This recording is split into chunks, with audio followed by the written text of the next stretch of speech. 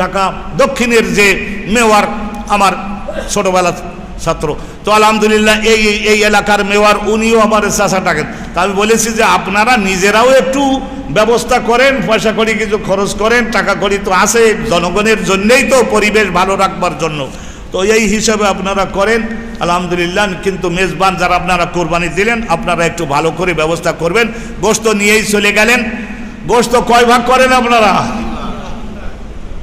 এই 4-5 জনে বলেছে। কয় ভাগ করেন?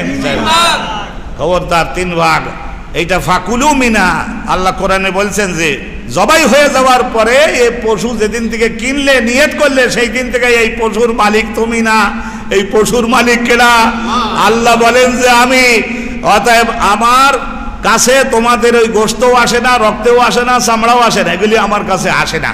এগুলি সব জবাই হওয়ার পরে তোমরা 7 জন কোরবানি